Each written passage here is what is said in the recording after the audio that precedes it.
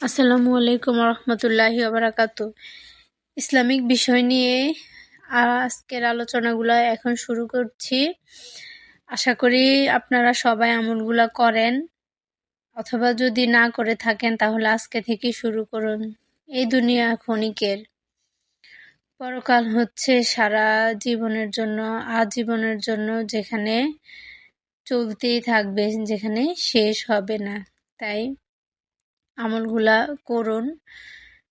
জানি না কেমন লাগে, আমাকে বলবেন যদি আমার কোনো ভিডিওতে কোনো কিছু খারাপ লাগে অথবা কোনো কিছু অস্পষ্ট থাকে। তো আজকে হাদিসের উপরে একটা গল্প, পুরোটা শেষ করবেন আশা করি। তো শুরু করছি। আমার জীবনের শ্রেষ্ঠ উপহার এবং একটি দোয়া কবুলের গল্প। দোয়া জীবনের পরিবর্তন করতে পারে। বিশেষ করে বোনেরা বিয়ের আগে কেমন জীবনসঙ্গী চান সেটা সবার আগে আল্লাহকে বলুন। খুব বাজে একটা দাম্পত্য সম্পর্কে মা-বাবার পরিবার থেকে বিলং করি আমি। ছোট থেকে খুব তিক্ত অভিজ্ঞতা আছে পরিবার নিয়ে। বিয়ে জিনিসটা খুব অসহ্য লাগতো এক সময়। দিনে বুঝ পাওয়ার পর ডিসিশন নিয়ে বিয়ে করব। বেশ কিছু বায়োডাটা পাই, তার মধ্যে একজনের সাথে কথা বেশ অনেকটুকু আগায়। খুব ভয় করছিল।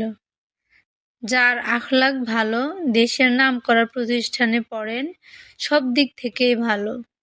আমার নিজের সম্পর্কের বিশেষ কিছু ব্যক্ত করে বলার মতো তেমন কিছু নেই।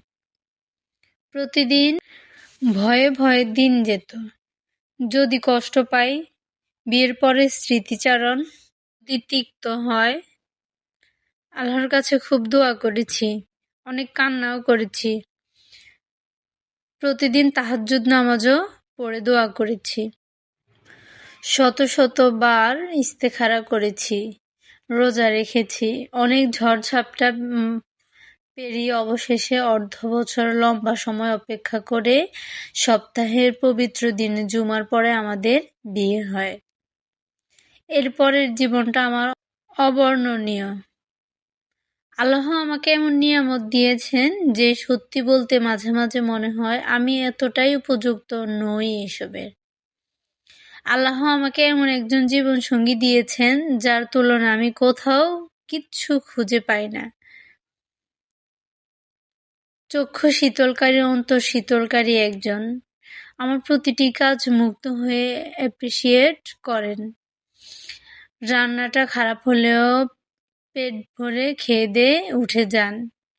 অফিস থেকে ফিরে সুন্দর সুন্দর নাম ধরে ডাক দেন। মাঝে মাঝে কবিতা শোনান, মন খারাপ হলে গল্প শোনান। দিনের কিছু সময় এটা ওটা বলে খুব হাসান। মাঝে মাঝে বলি আমি কি একটু রেগেও থাকতে পারবো না? সে আমার মনটা খুব ভালো করে দেয়। না, বউরা রাগ করলে বাসায় ভালো লাগে না। ভালো লাগে নাকি? এই ভালো লাগাগুলো কি হারামে ডুবন্ত গার্লফ্রেন্ড বয়ফ্রেন্ডরা অনুভব করতে পারবে? আলহামদুলিল্লাহ, আলহামদুলিল্লাহ। আমি দুনিয়াতে এক টুকরো জান্নাত হিসেবে আমার সংসারটাকে পেয়েছি। প্রত্যেক দিন মনে হয় যে আমি নতুন করে তার প্রেমে পড়ি। মাঝে মাঝে আমার খুব কান্না পায়, যদি আমার আগের সে আল্লাহর কাছে চলে যায়, যদি এই ভালোবাসাগুলো নাই হয়ে যায়, তাহলে আমার কি হবে?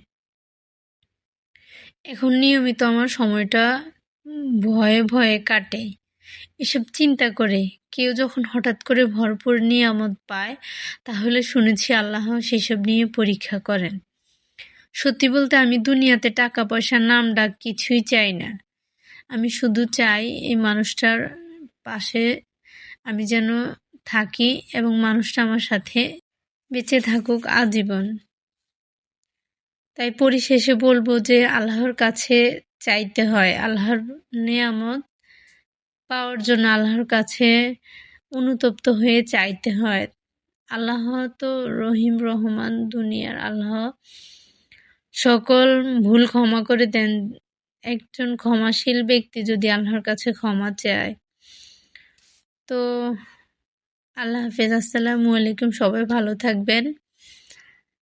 আমার ইসলামিক পেজের সাথে লাইক কমেন্ট করে পাশে থাকবেন অথবা সাবস্ক্রাইব করে পাশে থাকবেন ইউটিউব চ্যানেলে। আল্লাহ হাফেজ।